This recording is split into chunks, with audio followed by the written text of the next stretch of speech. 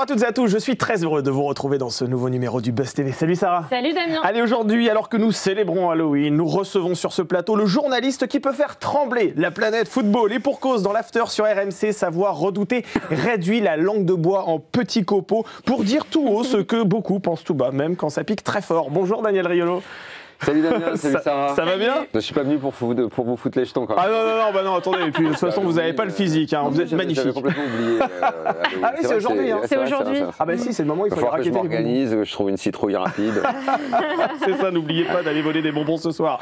Le football, selon moi, c'est donc le titre du livre que vous sortez cette semaine, c'est aux éditions Marabout. Et franchement, je dois avouer qu'avec Sarah, on a vraiment halluciné dès les toutes premières pages. On s'est même demandé d'ailleurs, cher Daniel, si c'est vous qui teniez la plume. Manuel Amoro, c'est le plus grand latéral de l'histoire du foot français. Carlo Ancelotti, grand coach, super mec. Didier Deschamps a une carrière fantastique. Et vous avez... Non mais attendez, vous le dites, vous l'écrivez. C'est écrit noir sur... Tu fais exprès. Vous vérifiez. Tu fais exprès parce que t'es allé chercher, tu vas me faire passer pour un pot de miel. Vous avez croqué un bisounours. C'est sûr, vous avez croqué un... Qu'est-ce qui s'est passé, Daniel? Je veux bien, je le reconnais, je l'assume et ça me plaît d'avoir fait un livre pour dire ce que j'aimais et pour être, enfin j'allais dire bienveillant, non pas bienveillant, tout simplement pour faire des déclarations, raconter des souvenirs, raconter le foot que j'aime, mais de là à sortir des petits morceaux de loukoum comme ça, sur, n'exagérons pas. Vous balancez 2-3 vacheries quand même, rassurez-nous. Oui, quand même. Quand même. Sinon, on vous reconnaît pas. Mais c'est 50-50. Excusez-moi, il n'y a que ça qui vous plaît? Ah bah oui, mais quand même. Il y a que ça qui vous plaît. On n'aime que ça. Alors que quand j'ai fait mon cher football français, j'ai assumé le côté à la hache. Là, j'ai voulu vraiment faire des déclarations, raconter des souvenirs qui, j'espère, vous ont un petit peu touché. Oui, voilà, oui. La part d'humanité, le bon qui est en moi. Alors, non mais justement, c'est vrai qu'on sent cette volonté. Ne dites pas que ça vous a gêné à ce point. Non, mais on sent cette volonté de vouloir être sympa et puis quand même le naturel reprend de temps en temps, il y a des petits coups de canif, comme je le dis d'ailleurs dans l'avant-propos, de temps en temps. Mais c'est vrai que ce livre, en fait, c'est aussi pour rompre un peu avec cette image de grande gueule qui tire à la sulfateuse, pour montrer que vous êtes un véritable amoureux du football et que vous posez aussi un regard tendre sur cette planète. Ouais, mais c'est pas forcément pour rompre. Ouais. C'est peut-être, moi, comme je dis souvent, l'after, alors ce qui ressort, j'ai fait une émission au début de la semaine, il commence un peu comme ça. Il dit oui, non mais c'est vrai que si on met bout à bout, tu dis pas que tu fais pas que tailler. Tu dis, et maintenant, on va regarder un petit magnéto, et là, ils envoient 30 secondes. Moi, c'était que du flingage.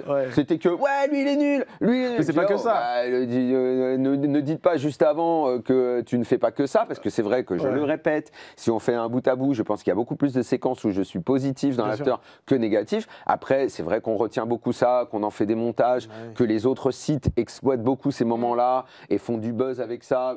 J'ai pas de problème. Voilà, et puis c'est ce qui fait votre charme aussi, d'ailleurs. J'ai aucun problème à ce qu'il y ait des reprises et tout ça. Si on veut les orienter, les reprises, on les oriente. Ça fait réagir sur les réseaux. Et j'ai pas de problème, je peux tout assumer. Mais pas qu'on me dise, oui, alors, et puis derrière, on met un montage, où je fais une rafale, quoi. Non, vous inquiétez pas, vos propos ne seront pas montés, ils seront juste repris et amplifiés. Je trouvais ça bien qu'une fois, c'est vrai que cette idée me trottait dans la tête depuis pas mal de temps, de montrer qu'il peut y avoir... qu'on peut également dire Enfin, c'est vrai, le foot, j'adore ça, c'est ma passion depuis que je suis enfant. Il y a beaucoup de souvenirs d'enfance, d'adolescence, même d'adultes dedans, des rencontres. Je raconte les rencontres aussi avec les acteurs du foot. Donc, pas mal de coulisses que les gens aiment bien, tout ce les coulisses et tout ça. Par exemple, le V pour Verratti, tout le monde est persuadé, tout le monde dit bon, t'as fait que le tailler, en oubliant le moment de quand il est arrivé au PSG jusqu'à à peu près 2017. Donc, ça fait quand même. 2017 moins 2012, c'est combien? Ah ouais, ça fait 8 ans. Non, mais elle a fait pas des très études. Fort, pardon, en maths. Alors ça, où je l'ai beaucoup aimé, je raconte une rencontre complètement ridicule avec lui quand il est arrivé au PSG. Bon, il y a un peu d'autodérision, il y a pas mal d'autodérision. Je me fous un peu de ma gueule moi-même aussi par moment. Alors on me dit dans l'oreillette qu'apparemment on a sorti sa calculatrice et que 2007 moins 2012 ça ferait 5, il paraît. Ah mais je croyais qu'on était sur 25 moins... Non, voilà. Moi je suis dans votre roue et que je me tape encore plus la honte sur un calcul comme ça. Non, mais attendez, nous, vous savez, ici, on a fait des études. Allez, on va continuer cet entretien avec vous, Daniel Riolo. On va parler de ce livre qu'on recommande vraiment. Le football, selon moi. Mais tout d'abord, je vous propose de découvrir les news médias présentés par Sarah Lecoeuvre. Allez, on commence les infos médias avec Vincent Lagaffe qui révèle avoir subi un quintuple pontage. Oui, j'étais à 2 doigts de l'accident vasculaire. C'est ce qu'il a confié à nos confrères du Parisien.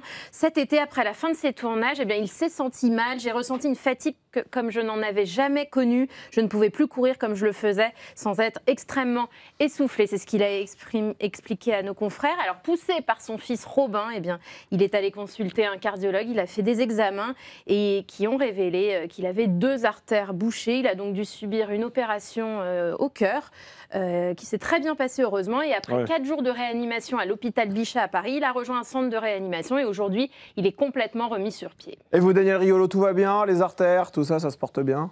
Oui, donc, on me demande pas ça comme ça sur Zoom. J'étais en train d'écouter, j'étais en train de flipper, j'étais en train de me dire. Ah, c'est vrai, vous êtes hypocondriaque?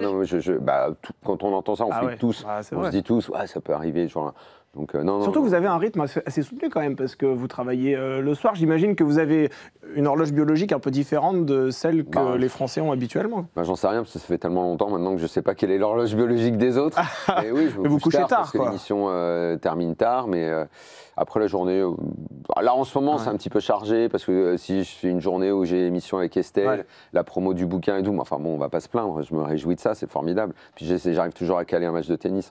En plus, c'est rare que je ne joue pas. Ça vous fait du bien, c'est vraiment ce qui par vous jour, fait en forme. tous les jours, vous jouez? Vraiment, faut vraiment que ce soit méga. Même hier, j'ai une journée de feu, j'ai quand même calé 1 heure de tennis. Ouais, c'est ce qui vous permet de décharger un peu. Vous êtes Voilà, accro, exactement. au tennis. Oui, absolument. Exactement. Bon, écoutez, on vous retrouvera peut-être un jour à Roland-Garros, mais je crois que vous faites le tournoi. Il y a un tournoi des célébrités, non? Ils ne le font plus, ça existe ils le font plus? Ah bon? Je l'avais gagné une fois. Vous l'avez gagné? Je suis un peu content, c'est un peu pour frimer, tu vois. Oh là là, ça c'est une belle ligne sur un CV. Bon allez, on poursuit ces infos médias avec Michel Drucker qui raconte avoir été harcelé par une fan. Oui, après leur couverture commune, c'était à la une de TV Magazine il y a quelques mois, eh bien l'animateur a retrouvé Guillaume Play sur sa chaîne YouTube Légende qui est très populaire, vous savez. On adore. Ça a été un long entretien de 2 heures. Le présentateur y a révélé une anecdote inédite. Oui, ça peut encore exister avec Michel Drucker. Il y a encore des choses qu'il n'a pas révélées, notamment cette période où une fan s'était entichée de lui et l'a suivi pendant plusieurs années jusqu'à son domicile. Elle était nue devant la porte de mon appartement, dit-il, devant l'ascenseur. Je ne sais pas si ça vous est arrivé, Daniel, mais devant l'ascenseur en position de lotus, avec une guitare et un joint. Enfin, pour vous, vous avez toute la scène comme ça, même les voisins n'en pouvaient plus. Et la femme en question a même dormi un jour dans le parking de Michel Drucker et un jour, elle lui a carrément sauté dessus. Elle m'a serré très très fort les parties génitales. J'ai fait un geste brutal, j'ai cassé ses lunettes. Voilà ce qu'il a révélé. Alors heureusement, ça s'est calmé au fur et à mesure du temps et aujourd'hui, tout va bien. Vous avez déjà vécu ce genre de situation? Une fan un peu qui s'est entichée de vous? Je suis fasciné, c'est vrai, ça existe ce genre de truc. Alors. C'est fou. Hein. Mais c'est peut-être avec les anciennes générations. Peut-être il faut s'appeler Michel Drucker. Il faut être à un certain niveau. Oui, mais quand même, vous êtes quelqu'un qu'on reconnaît dans la rue, Daniel Riolo. Non, ça m'est pas arrivé. Ça vous est jamais arrivé? Non, vraiment non. Mais vous avez eu parfois des... Parce qu'on a reçu il y a quelques jours sur ce plateau Olivier Ménard qui lui a vécu des véritables déconvenus. Alors là, pour le coup, c'est pas avec des fans. Alors pour le coup, si tu me demandes à choisir entre ce qui lui est arrivé et la femme nue, je vais prendre la femme nue, parce que non, parce que je crois qu'il a été victime d'une réagression, le pauvre. Il a été tabassé. Il a été tabassé. Alors là, pour le coup, pas par un fan, mais c'est vrai que le football étant une matière assez clivante, très commentée, vous pourriez être aussi l'objet de menaces. Ça a déjà, déjà arrivé, mais franchement, je trouve ça dingue. Ça me rend fou que le foot puisse engendrer une telle violence sur les réseaux, juste parce que tu donnes un avis sur l'équipe du gars qui est vexé. Et le mec, il arrive, il te menace. Ouais, si tu fermes pas ta gueule, tu continues à parler comme ça, on va venir, on va t'attendre, on va ceci, on va cela. Et comment ça se passe dans ces cas-là? Vous déposez une main courante, vous faites des signalements? Je peux le faire, je peux y penser, mais moi, je suis adepte de la méthode qu'on me dit surtout de ne pas adopter, c'est-à-dire de répondre. Ah oui, vous répondez. Donc le type m'insulte, moi, ma famille, ma femme, sur 3 générations, moi je vais en message privé, je fais la même chose. Ouais. Ah oui, il menace, je menace aussi. Je suis pas sûr que ce soit très malin, je suis pas sûr que ce soit la méthode. Mais après, des trucs complètement fous, c'est que parfois ça a créé un dialogue. Oui, c'est ça. Ah oui, parce que les gens pensent que vous devenez copain après non, avec pas le mec. copain, mais en fait le mec se rend compte qu'il est peut-être allé un peu trop loin, et puis finalement après on peut parler. Voilà, parce qu'en fait, faut juste, si c'est possible, essayer de faire comprendre à la personne qu'on est en plein délire, quoi. Que c'est juste un propos sur le foot. et que samedi tu gagnes, samedi prochain tu peux perdre. Enfin voilà, faut redescendre un peu quoi. J'ai critiqué ton coach, ton joueur, machin. Enfin calme-toi, t'as une famille, t'as des enfants. Le pire, ce qui me rend ouf, c'est quand je vois, en regardant sur Insta ou Twitter, tu vois parfois des infos. Si le mec est père de famille, alors là, je me dis mais oh. C'est une circonstance aggravante. Là, je dis mais enfin tu te rends compte. Ça fait peur. Alors après le mec il me fait toi aussi, t'es père de famille et tu m'insultes. Je suis un peu plus con là. Bon, alors on a compris que vous n'aviez pas forcément d'admiratrice, mais est-ce que votre compagne Géraldine Maillet a des admirateurs? Est-ce que vous en êtes jaloux, cher Daniel? Non, alors pas du tout. Je pensais, Sarah, que tu allais dire, elle fait partie de mes. C'est la plus grande de mes admiratrices. C'est votre première fan, évidemment. Et j'en ai pas d'autres. Voilà, c'est très bien comme ça. C'est la seule à qui vous répondez avec passion, bien sûr. Franchement, il n'y a pas de. Enfin, par rapport à la question que tu as posée, non, il n'y a pas. Concernant Géraldine Maillet, qu'on reçoit souvent ici aussi, sur ce plateau. Oui, avec beaucoup de plaisir, effectivement. Allez, on termine ces infos médias avec le chiffre du jour. Vous avez choisi le 2. Oui, comme les 2 années pour lesquelles Bernard de la Villardière a signé à M6. Il est en une de TV Magazine ce week-end. L'animateur célèbre les 20 ans de son émission Enquête exclusive et il se confie sur la retraite. Je suis parti pour 2 ans encore et après on verra. C'est ce qu'il nous déclare, tout en révélant qu'il songe également à vivre en Argentine. Ah bon. Il est originaire de ce pays par sa mère et il s'y rend tous les ans. Il a la nationalité, effectivement. Et il a la nationalité argentine, c'est exact. Et en même temps, il dit « J'ai une femme, 4 enfants et 7 petits-enfants et j'aime être proche de ma famille ». Donc on verra si il concrétise ce projet en Argentine. On le suivra, j'espère qu'il nous invitera. Nous, on l'a beaucoup invité aussi. Daniel, vous, la retraite, vous y pensez aussi ou pas? Ouais, j'y pense, mais c'est pas tout de suite. Je pense qu'il doit être un petit peu plus âgé. Oui, je pense que lui, il arrive à la fin. Ouais. Ah oui, il est en forme, Bernard. Il pourrait la prendre, d'ailleurs. Il est en forme. J'aime bien, Bernard. Oui. J'aime bien. Ah oui, il est en forme. Bah, lui, donc, oui, il peut en parler. Il a plus de 10 ans. Enfin, on a plus de 10 ans d'écart. Mais il y a un jour, vous vous dites, je raccrocherai les gants, je profiterai de ma famille, je voyagerai. Honnêtement, hein, si je pouvais, je le ferais. Hein. Moi, je ne suis pas accroché. Évidemment, j'adore l'after, c'est toute ma vie, comme je l'ai dit dans le livre, c'est que des souvenirs. On a fait tellement de choses en 20 ans. Mais si demain, j'en avais les moyens, moi, je pense que je ne m'ennuierais pas à glander, à jouer au tennis, à être au café avec des amis, à voyager. Alors que dans notre métier, il y a plutôt des gens qui veulent travailler très longtemps ou qui aiment les responsabilités à 70 ans, j'en vois à 75 ans, et qui ont pourtant à côté une aisance financière. Donc ça veut dire qu'ils sont accrochés passionnément à ce qu'ils font. Michel Drucker, on en parlait. Exactement. Moi, par exemple, Michel Drucker, bon, alors, il a l'air de dire que c'est toute sa vie, sa passion qu'il ne peut pas lâcher, mais si je pouvais parler avec lui, je lui disais, je ne te comprends pas. Moi, je serais parti depuis longtemps. Je ferais le tour du monde. Alors, peut-être qu'il l'a déjà fait et que ça l'ennuie, mais comme moi, je ne l'ai pas encore fait, j'aimerais bien pouvoir m'ennuyer et dire, il y a encore tellement de choses que j'ai envie de faire, de voyages. Voilà. Et à chaque fois, les gens sont étonnés, ils me disent, ouais, mais tu t'emmerderais, au bout de 2 mois, tu voudrais revenir et tout. Honnêtement, j'en suis pas sûr. Je suis pas sûr. Ça vous manquerait peut-être pas. Et vous pourriez avoir un changement de carrière un peu à la Pascal Pro, parce que vous avez ce point commun d'avoir la spécialité du sport, du football. Il y a Estelle aussi qui a ce point commun. Et Estelle Denis, et vous êtes chez Estelle Denis. Vous savez qu'il y en a beaucoup qui étaient dans le sport au début. Alors on a probablement oublié, par exemple Jean-Jacques Bourdin. C'est vrai. A commencé dans le sport. Michel Drucker, on parlait de Michel Drucker, il a commencé dans le sport. Absolument, tu as raison, mais il y en a plein, vraiment. Il y en a plein qui étaient dans le sport et qui ensuite ont exploré d'autres voies. Quoi. Et on ne vous a pas proposé des rendez-vous? Ça vous plairait, les éditos, on sent de toute façon que ça me plairait. Chez Estelle Denis, bien sûr. Et on ne vous a pas proposé d'autres rendez-vous plus d'actualité générale? Par exemple, Olivier Maire, je reviens à lui parce qu'il était il n'y a pas longtemps sur ce plateau, on lui a proposé, les auditeurs ont la parole sur RTL, figurez-vous. Est-ce que ça, c'est un rendez-vous, par exemple, qu'on aurait pu vous proposer par le passé ou des rendez-vous? On ne l'a pas fait, mais j'aurais aimé. J'aime bien ce genre de truc. Oui, c'est sûr que si je dois envisager quelque chose de différent, c'est ça qui me botterait bien. En tout cas, vous faites un tout petit pas de côté, là. C'est pour ça que vous venez nous voir. Vous êtes en librairie. Une nouvelle fois, le football selon moi. On en parle tout de suite dans l'interview de Steve. Alors vous sortez cette semaine, je le rappelle, aux éditions Marabout, ce livre, le football selon moi, qui sent tantôt la vanille, tantôt l'acidité, ça dépend des pages. Chaque chapitre correspond à une personnalité, parfois à un concept, un lieu, chacun est rangé par ordre alphabétique et sans surprise, vous commencez cet ouvrage par l'After, cette émission à laquelle vous participez chaque soir sur RMC depuis maintenant 20 ans. On sent que cette émission, c'est un peu votre deuxième femme quand même. En fait, c'est toute ma vie parce que j'avais une expérience professionnelle avant. Mais maintenant, l'essentiel de ma vie professionnelle, c'est l'after. Et quand on démarre l'aventure avec Gilbert, on ne sait pas du tout où on va. On ne se dit pas que ça va être une émission qui va durer 20 ans, qui va quand même avoir beaucoup de succès. Ouais. Aujourd'hui, on est numéro 1, on est l'émission de foot la plus écoutée. On a effectivement acquis une notoriété.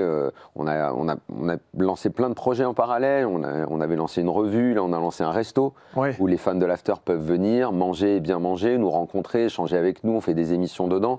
Donc il y a plein de choses en parallèle que Gilbert développe principalement parce que c'est lui le grand penseur de l'émission et du concept After. Gilbert Bribois. Et oui. racontez-nous votre rencontre, parce que je crois qu'elle n'est pas banale, la rencontre. Alors, oui. Je te raconte, comme je disais que ça a changé ma vie, c'est aussi dans l'After que j'ai rencontré Géraldine. Oui, c'est ça. Ah oui, c'est vrai. Ouais, donc, Elle était venue une fois invitée? Elle était venue parce qu'à l'époque, elle avait, après 2 courts-métrages, elle avait réalisé un long-métrage. Et ce long-métrage s'appelait After. Ah oui. Et on avait trouvé, au début, l'idée, c'est plutôt de trouver ça drôle d'inviter une réalisatrice dans une émission de foot et qui a appelé son film After. On s'est dit, mais pourquoi elle l'appelle After? Elle a le droit, c'est nous After. Ouais, c'est une marque Et en déposée. fait, c'était plus pour se marrer qu'on l'avait invité. Et voilà. Et comment ça? Attendez, parce que là, attendez, là, vous nous donnez de la matière, nous on veut creuser tout ça. Comment ça s'est passé après? C'est-à-dire que vous l'avez reçu dans cette émission, et après vous avez été le premier à envoyer le message? Non, après là, je peux pas. Ah non, mais non, attendez. Vous avez galéré. En tout cas, la première rencontre, c'était ça. C'était dans Et l'After. vous première avez rencontre, c'est galéré ça. derrière ou pas pour la séduire? Ah bah oui, nous on a envie de savoir. Est-ce que Non, vous êtes prêt à premier râteau? Est-ce que finalement elle a dit oui tout de suite? Non, je sais pas, il y a eu quelque chose qui doit s'appeler un coup de foudre. Ah, c'est vrai. Ouais. Oh, c'est beau, C'est franchement. Voilà. beau. Et ça fait combien de temps que ça dure? Bah, déjà tout à l'heure, j'ai pas réussi à faire 2017 moins 2012. donc là, dites-nous l'année. un peu plus de 10 ans. Un peu plus de 10 ans. Un peu plus de 10 ans. Eh ben, Ah, c'est c'est beau. beau. C'est beau d'en pas parler loin de encore 15. comme ça. Enfin, ouais, bon, bref, on est par là, quoi. Et celui avec oui, lequel vous faites. Gilbert Bribois, parce que bon, on a. Gilbert, oui, comme Parler je de raconte Gilbert. dans le livre, la lettre A, After, oui, c'est des anecdotes marrantes, parce que c'est vrai qu'au début, je dis, franchement, c'était pas gagné, quoi. On est à un moment de notre vie où tout nous différencie. Ouais. Entre ce qu'il est lui, une espèce d'aventurier qui dit moi toute ma vie je vivrai en claquettes et en short, alors que moi je ne pense qu'à sortir le soir, j'adore aller en boîte, j'adore faire attention à comment je vais m'habiller, j'adore aller dans des bons restos, lui il va dans des restos qui ont des concepts complètement délirants, il y a rien qui a priori va, mais finalement la passion du foot, et puis moi j'aimais bien son caractère, il était complètement entier, et c'est le gars qui, s'il n'est pas d'accord avec toi, il va t'envoyer chier, comme moi je suis un peu pareil, bah, finalement Et vous avez une relation très sincère finalement. Ah oui, Il y a jamais de voilà, clash entre on est vous. comme un vieux couple, on s'engueule jamais, on est tout le temps d'accord sur la façon dont l'émission doit évoluer. De toute façon, c'est plus lui qui pense à toutes ces choses-là. Et moi, si je n'étais pas d'accord, je lui dirais, évidemment. Mais la plupart du temps, on voit les choses de la même façon et on a tout le temps évolué comme ça. Les gens qui sont venus, il n'y a pas une fois une personne qui est venue dans l'after où lui disait non, cette personne ne me plaît pas, ou j'ai eu besoin de lui imposer. On en a toujours discuté et il y a tellement de gens qui sont venus dans l'after, tellement de gens qui se sont révélés dans l'after, qui sont partis ensuite dans d'autres médias, que ça aussi, c'est une Mohamed histoire. Bouafsi, par exemple. Hein. Ouais, 10 ans, il a fait. Momo, c'est une de nos plus belles histoires, évidemment. On l'a connu, il n'avait même pas 20 ans, je crois. C'est absolument incroyable. Je crois rédacteur en chef football à RMC à l'âge de 23 ans, je crois. La carrière qu'il a eue, ce qu'il est devenu aujourd'hui, pour moi, ça reste toujours... je ne sais pas si je dis un petit frère, mon filleul, parce que lui, il aime bien dire parrain ou padré, il m'appelle. Moi, on a un lien qui est unique, quoi. J'adore sa maman, sa famille. C'est quelqu'un qui m'est très, très proche, quoi.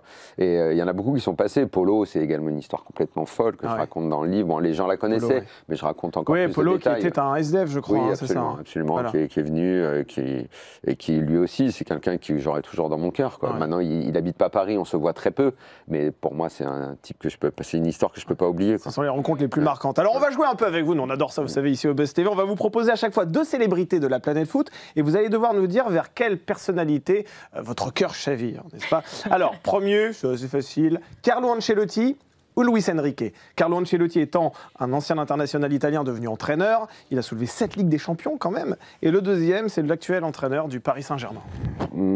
En qualité d'entraîneur, je pense qu'ils sont pas loin l'un de l'autre, mais humainement, largement Carlo Ancelotti. Carlo Ancelotti. Bien sûr. Oui, c'est vrai que vous avez des mots assez durs sur Luis Enrique, que vous ne portez pas vraiment dans votre cœur. Je pense que c'est un très bon entraîneur, mais voilà, pour le reste, je préfère Carlo Ancelotti. Humainement, c'est compliqué. Luis Enrique qui avait déclaré à un journaliste qu'il n'expliquerait pas sa tactique. Il a par beaucoup exemple. changé depuis. Oui, c'est vrai.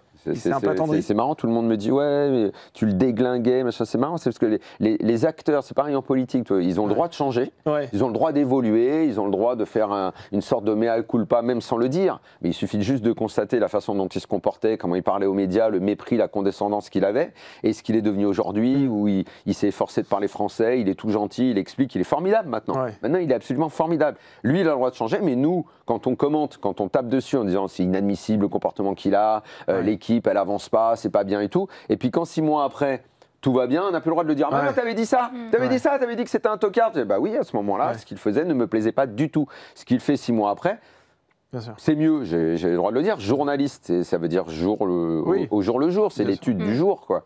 Et donc voilà, c'est pour ça qu'aujourd'hui, on ne peut que louer son travail. Mais on va dire que globalement, la personnalité que je préfère, c'est celle de Carlo Ancelotti, bien sûr. Allez, en régie, nouvelle photo, deuxième montage, qui va apparaître à l'écran dans quelques instants. Hazard ou Neymar? Waouh, c'est compliqué. Parce que Neymar, il faut le rappeler, vous avez gagné un procès contre lui. C'est des personnalités. Eden Hazard est plus sympa. Mais sur le terrain, il lui est arrivé de m'agacer profondément. Il a eu des très bonnes périodes et d'autres où sa nonchalance devait lui faire un petit peu oublier qu'il signait des très très très gros contrats et que c'était pas forcément pour être nonchalant sur le terrain. Vous dites dans ce livre... J'en parle un petit peu à la définition de romantisme. Souvent, c'est un mot un petit peu galvaudé qui fleure bon la nostalgie et j'essaye de donner 2-3 exemples. Il y a beaucoup de tarte à la crème dans le foot. Il y a beaucoup de choses qu'on aime bien quand on parle des supporters, quand on parle des souvenirs, quand on parle de la nostalgie de certains joueurs. C'est facile 20 ans après de porter un regard sur le joueur en disant vous vous souvenez de ce qu'il était. Et puis, attendez, rappelez-vous, essayons de réellement se souvenir. Et comme moi, je suis plus tout jeune, j'essaye de faire des parallèles dans le temps et tout, et d'expliquer certaines choses pour faire tomber 2-3 mythes quand même. Vous avez rappelé tout à l'heure, Sarah, ce procès qui vous a opposé à Neymar. Vous en parlez dans ce livre, vous dites que ça avait été quand même très stressant pour vous. Ça fait partie des moments les plus compliqués. Ça l'est, parce que c'est facile pour ces gens qui brassent des millions de faire des procès pour des déclarations et d'emmener quelqu'un devant la 17e chambre correctionnelle pour diffamation. Heureusement, les journalistes sont quand même assez protégés, même si récemment j'ai eu une expérience très très très très bizarre dans un autre procès. Là. Le prochain, c'est Deschamps, le 20 novembre. Justement, on va en parler effectivement. J'ai vraiment beaucoup de mal à comprendre pourquoi et je dois me retrouver devant un tribunal pour ces mots-là, sachant que je ne suis pas les seuls à l'avoir dit et que j'estime être de bonne foi. J'espère pouvoir convaincre la Cour de ça. J'aurais bien aimé qu'on ait une explication qui vienne dans l'émission.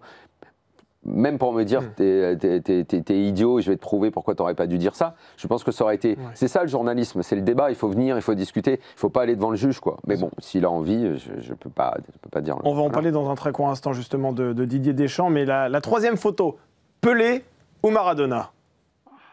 Maradona quand même? Je suis plus Argentine que Brésil. Ah oui, c'est vrai. J'ai un vrai truc avec les Argentins, plus que les Brésiliens. Je préfère leur rapport au foot, leur côté...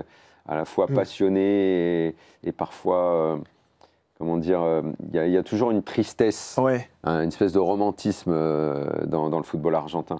Les Brésiliens sont plus dans la fête et quand ça se passe pas bien, ils sont plus dans la chouinerie, dans les larmes. Et c'est vrai que ce sont deux joueurs de légende. Aujourd'hui, quelles sont les relations que vous avez avec les joueurs? Est-ce que vous déjeunez avec eux? Est-ce que vous dînez avec eux? Non, je ne déjeune pas avec eux. J'ai pas vraiment de relations. J'ai beaucoup de relations avec les dirigeants.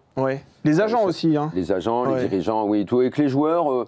pas trop. Vous n'êtes pas copain avec certains joueurs? Non, les copains avec les joueurs, j'ai pas souvent trouvé que ça avait de l'utilité. Les dirigeants, oui, bien sûr, je parle à tous les présidents, ça y a aucun... Qui tentent de vous corrompre ou pas pour orienter vos analyses, ça vous arrive? Je pense qu'honnêtement, ça c'est l'avantage de durer, c'est que quand tu es dedans depuis des années, les gens savent maintenant ce qu'on est et il n'y a pas besoin. Ils ne cherchent pas à orienter vos propos. Allez, une dernière photo, la quatrième photo, on voulait vous montrer Platini ou Zidane? Platini forcément, parce que c'est toute mon enfance, c'est mon cœur qui vibre, c'est une vraie passion, quoi. C'est autre chose, Platini, j'ai l'impression d'avoir grandi avec lui.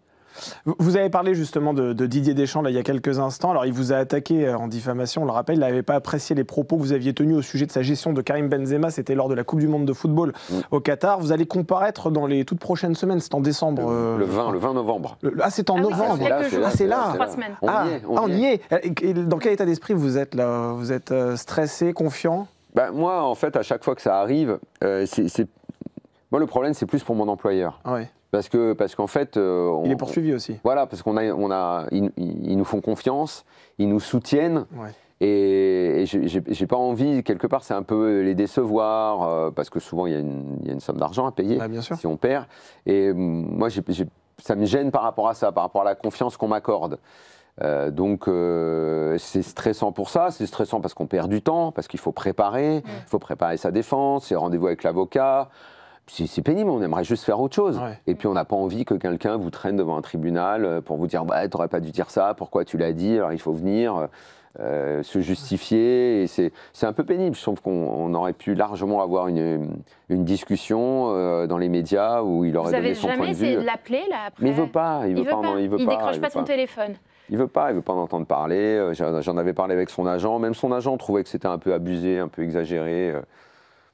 Moi, je m'entends bien en plus avec son agent. Je sais pas pourquoi il a voulu absolument Après, ça. Vos relations étaient toujours un peu en dents de scie. Vous racontez dans ce livre, une fois que vous commentiez l'after, dans l'after, vous commentiez une actualité en disant qu'il y a des coups tordus dans le foot et que Didier Deschamps n'est jamais loin. Et vous racontez cette anecdote qui est assez incroyable. On apprend dans ce livre qu'il vous a menacé, clairement par téléphone. Fais attention à ce que tu dis à l'antenne, il pourrait t'arriver des choses.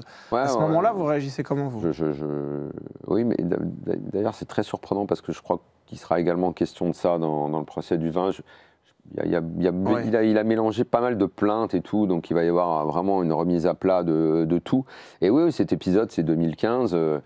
On avait plutôt une bonne relation avant. Mais le problème, c'est qu'il a une idée de ce que doivent être les relations avec les journalistes qui est soit tu me suis, soit tu me suis pas, c'est blanc ou noir, quoi. Et que la moindre critique, parce que j'avais besoin d'amour et qu'il a besoin qu'on le flatte. J'avais dit ça quand on a appris qu'il était au courant de ce qui allait se passer à Naïsna, qui est le plus grand drame du football français. Oui, c'est vrai. Enfin, comment tu peux, toi qui as été une légende du foot français et qui a soulevé la Coupe du Monde, si tu étais au courant de ce qui allait se passer, t'as rien dit.